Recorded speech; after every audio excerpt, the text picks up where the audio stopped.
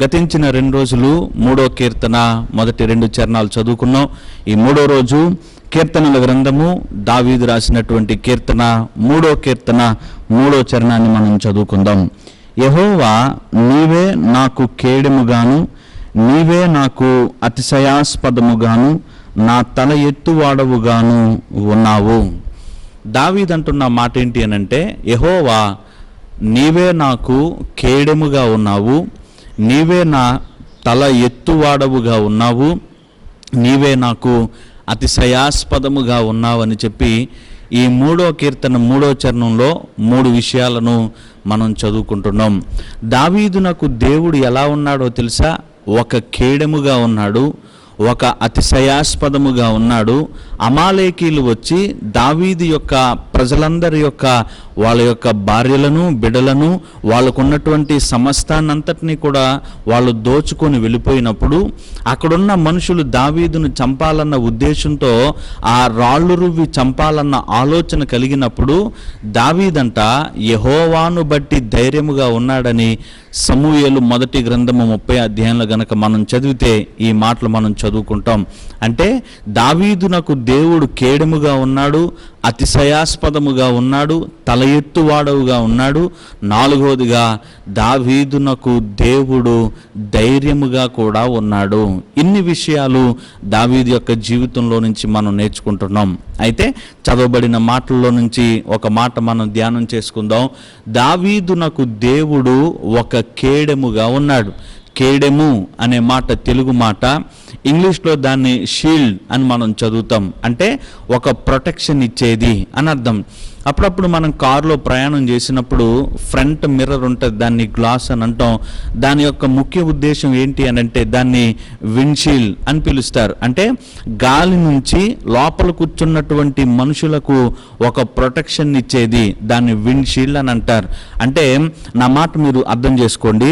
దావీదునకు దేవుడు ఎలా ఉన్నాడు అనంటే ఒక ప్రొటెక్షన్గా ఉన్నాడు, ఒక సహాయకుడుగా ఉన్నాడు, లేదు అనంటే ఒక రక్షకుడుగా ఉన్నాడని దావీదు తన లేఖనాల్లో దేవుని గురించి చెప్పాడు.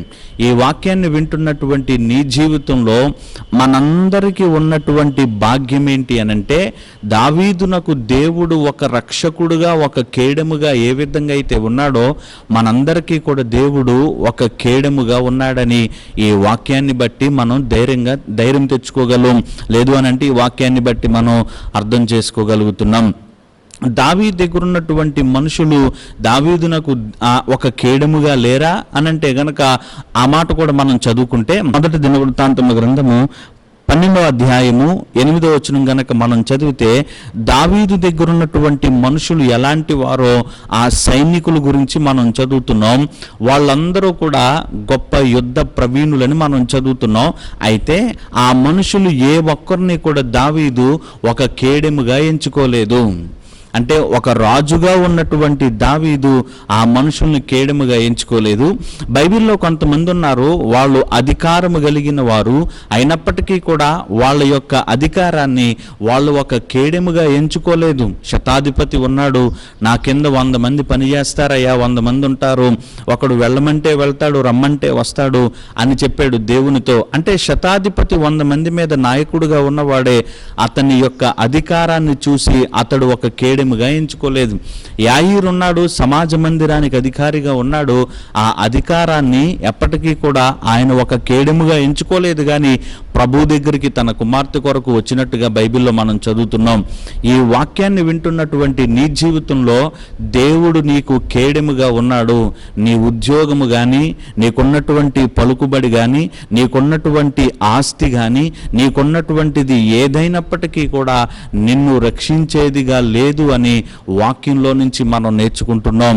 మనల్ని రక్షించేది, మనల్ని కాపాడేది, మనల్ని బలపరిచేది ఎవరు అనంటే మన ప్రభువైన ప్రభువైన క్రీస్తు మాత్రమే. ఎలాంటి పరిస్థితుల్లో ఉన్నా, అప్పుడప్పుడు మన ఉద్యోగం మనల్ని బలపరిచేదిగా ఉండకపోవచ్చు, మనకున్నటువంటి పలుకుబడి మన జీవితంలో మనకి నెమ్మదినిచ్చేదిగా లేకుండా ఉండొచ్చు, లేకపోతే మనం అనుకున్నటువంటి ఆస్తి మనకున్నటువంటి మనోవేదన నుంచి మనకు విడుదల కలిగించలేకపోవచ్చేమో, కానీ మనం నమ్ముకున్నటువంటి ప్రభువైన క్రీస్తు ఆయన సమస్తాన్ని బాగు చేసే దేవుడు గనుక ఆయన నీకు ఒక కేడెముగా ఉన్నాడని వాక్యంలో నుంచి మనం నేర్చుకుంటున్నాం. మరి దావీదుని దేవుడు ఎక్కడి నుంచి రక్షించాడు? ఈ వాక్యం వింటున్న మన జీవితంలో మరి దేవుడు మనల్ని ఎక్కడి నుంచి రక్షిస్తాడు అనంటే, దావీదును రక్షించాడంట దేవుడు. ఎక్కడి నుంచి అనంటే గనక మొదటి సమూయేలు గ్రంథం 17వ అధ్యాయము 27వ వచనాన్ని గనక మనం చదివితే ఈ మాట అక్కడ చదువుకుంటాం. ఏంటి అనంటే, సింహము యొక్క బలము నుండి, ఎలుగుబంటి యొక్క బలము నుండి నన్ను రక్షించిన యెహోవా అనే మాట మనం చదువుతున్నాం. అంటే దావీదుని దేవుడు ఎక్కడి నుంచి రక్షించాడు? సింహపు యొక్క బలము నుండి రక్షించాడు, ఎలుగుబంటి యొక్క బలము నుంచి రక్షించాడు. ఈ వాక్యం వింటున్న నీ జీవితంలో దేవుడు ఎప్పుడు నీకు కేడెముగా ఉన్నాడు అనంటే, సింహము యొక్క బలము నుండి రక్షించటానికి, ఆ ఎలుగుబంటి యొక్క బలము నుంచి రక్షించటానికి దేవుడు నీకు సహాయకుడుగా ఉన్నాడు. మరి సింహము యొక్క బలము నుంచి రక్షించటం అంటే ఏంటి? అపోస్తుడైన పేతురు సింహాన్ని దేంతో పోల్చాడనే మాట మనం చదువుకుంటాం. మీ విరోధి అయిన అపవాది గర్జించు సింహము వలె ఎవరిని మృంగుదునా అని వెతుకుచూ తిరుగులాడుచున్నాడు. అంటే దేవుడు నిన్ను ఎక్కడి నుంచి రక్షిస్తాడు అనంటే, సింహానికి సాదృశ్యంగా పేతురు ఎంచాడు అపవాదిని. అపవాది చేతుల్లో నుంచి ప్రభువు నిన్ను రక్షించేవాడిగా ఉన్నాడు. మరి నువ్వు రక్షించబడ్డావా అపవాది చేతుల్లో నుంచి? దేవుని యొక్క మందిరానికి మనం వస్తున్నాం, దేవుని దగ్గర మనం పాటలు పాడుతున్నాం, ఆరాధన చేస్తున్నాం, ఈ విధంగా వాక్యాన్ని నేర్చుకుంటున్నాం, చదువుకుంటున్నాం, అన్నీ కూడా బాగానే ఉన్నాయి. కానీ మరి ఎంతకాలం అపవాది యొక్క గుంపులో నువ్వు ఉండి ప్రభు దగ్గరికి వచ్చి వెళ్ళిపోతూ ఉంటావు? అపవాది చేతుల్లో నుంచి నువ్వు రక్షించబడ్డావా? నేను అనుకుంటాను అపవాది నిన్ను వాక్యాన్ని చదవనిస్తాడు, ప్రార్థనకి వెళ్ళనిస్తాడు, వాక్యాన్ని విననిస్తాడు. అయితే నీ జీవితంలో మారు మనసు అనేది కలగకుండా నీకు ఏదో ఒకటి నీ ముందు ఉంచి అదే నీకు చాలా ప్రియమైనదిగా ఎంచి ప్రభు నుంచి నిన్ను దూరం చేసేవాడుగా ఉన్నాడు. బైబిల్లో యవనస్తుడున్నాడు, ప్రభు దగ్గరకు వచ్చాడు, పరిపూర్ణుడు అవ్వాలంటే ఏం చేయాలని అన్నాడు. ప్రభు ఓ మాట చెప్పాడు, నీ ఆస్తంతటిని అమ్మి నన్ను వెంబడించు అని. అయితే ఆ యవనస్తుడు మిక్కిలి వ్యసనపడుచు వెళ్ళిపోయాడు. ఎందుకని అనంటే, ప్రభు చెప్పిన మాట కంటే తన ఆస్తినే ప్రియముగా ఎంచుకున్నాడు కాబట్టి.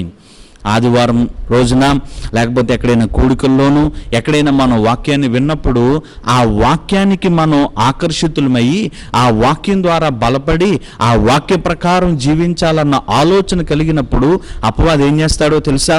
నీకు అతి ప్రియమైనటువంటి ఒక సినిమాని కానీ, లేకపోతే నీకు ఇష్టమైనటువంటి హీరోని కానీ, లేకపోతే నీవు వదలకుండా చేస్తున్నటువంటి ఏదో ఒక పాపాన్ని నీ ముందు పెట్టేసి, ఇది ఎంత రుచికరముగా ఉంటే, ఇది ఇంత ప్రియమైనదిగా ఉంటే, దీని ద్వారా నీకు ఇంత లాభం చేకూరుతూ ఉంటే అవన్నీ వదిలేసి నువ్వు ప్రభువుని వెంబడిస్తావా? వాక్యాన్ని వింటావా? అవన్నీ నువ్వు వదిలిపెట్టేస్తావా? ఇది ఎంత మాత్రం నీకు తగును అని చెప్పి అపవాది ఏం చేస్తాడు అనంటే, నీవు ప్రభు దగ్గరికి రావాలన్న ఆశ కలిగినప్పుడు అంత ప్రతి సమయంలో కూడా నిన్ను మరలా వెనక్కి లాగేసే ఎన్నో ప్రయత్నాలు చేస్తూ ఉంటాడు. అందుకే సులువుగా చిక్కులు పెట్టు పాపము అని మనం బైబిల్లో చదువుతున్నాం. ఈ వాక్యాన్ని వింటున్న నీవు ఏ గుంపులో నువ్వు కనబడుతున్నావు? అపవాది చేతుల్లో నుంచి విడిపించబడిన గుంపులో ఉంటున్నావా? అది పరిశుద్ధమైన గుంపులో నువ్వు ఉంటున్నావా? లేదు అనంటే ఇంకా ప్రార్థనకు వస్తూ కూడా అపవాది చేతుల్లోనే ఉండి ఆదివారం మిగతా సమయాల్లో ప్రభు దగ్గరకు వచ్చి వెళ్ళిపోతూ ఉన్న గుంపులో ఉంటున్నావా? ఏ విధంగా నీవు ఉంటున్నావు? అయితే ప్రభు వాక్యంలో మనం చదువుతున్నాం, అపవాది యొక్క బలము నుండి నిన్ను రక్షించేవాడు ప్రభువైన క్రీస్తు మాత్రమే.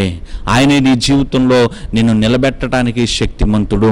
రెండవదిగా గనక బైబిల్లో మనం చదివితే ఎక్కడి నుంచి దావీదును దేవుడు తప్పించాడు అనంటే గనక ఎలుగుబంటి యొక్క బలము నుండి. ఎలుగుబంటి ఏం చేస్తుంది అనంటే ఎలుగుబంటికున్న లక్షణం అంట చీల్చే లక్షణమని 2 రాజుల గ్రంథము 2వ అధ్యాయము 24వ వచనంలో ఆ మాట మనం చదువుతున్నాం. 2 ఆడ ఎలుగుబంట్లు వచ్చి 42 మంది యవనస్తులను చీల్చివేసి, అంటే బాలురను చీల్చివేశారని బైబిల్లో మనం చదువుతున్నాం. అంటే ఎలుగుబంటికున్న లక్షణం చీల్చే లక్షణం. దేవుడు ఎక్కడి నుంచి నిన్ను రక్షిస్తాడో తెలుసా? నీ కుటుంబం చీల్చివేయబడిందా, అక్కడి నుంచి నిన్ను రక్షించేవాడిగా ఉన్నాడు.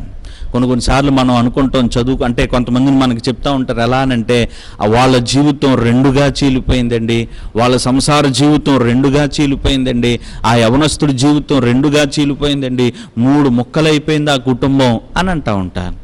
ఒకవేళ నీ కుటుంబం, నీ కుమారుని యొక్క జీవితం, నీ కుమార్తె యొక్క జీవితం, లేకపోతే నీ సంఘం, లేకపోతే నీ యొక్క యవ్వనకాల జీవితం చీల్చివేయబడిన అనుభవంలో ఉన్నదా? ఏదో ఒక లక్షణానికి నువ్వు దాసుడుగా ఉన్న కారణాన్ని బట్టి ఒక పాపం నీ జీవితాన్ని చీల్చివేసినటువంటి అనుభవంలో నీవు ఉంటున్నావా? అయితే ప్రభు దగ్గరకు రా. ప్రభు నిన్నేం చేస్తాడో తెలుసా? 2గా చీలిపోయిన నీ కుటుంబాన్ని, 2గా చీలిపోయిన నీ యొక్క వ్యక్తిగత జీవితాన్ని, 2గా చీలిపోయిన నీ యొక్క సంఘ జీవితాన్ని, 2గా చీలిపోయిన నీ పరిచర్యను నువ్వు ఏ స్థితిలో అయితే చీల్చివేయబడిన అనుభవంలో ఉన్నావో మరలా నిన్ను, నీ జీవితాన్ని ఉన్నతమైన ఫలభరితమైన జీవితంగా మార్చేవాడుగా ఉన్నాడు గనుక ఆయన నీకు కేడెముగా ఉన్నాడు, ఆయన నిన్ను రక్షించేవాడుగా ఉన్నాడు. నా అతిశయము, నా తల ఎత్తువాడు ఆయన అన్నమాట రేపు ఉదయకాల సమయం మనం ధ్యానం చేసుకుందాం. దేవునికి మహిమ కలుగును గాక.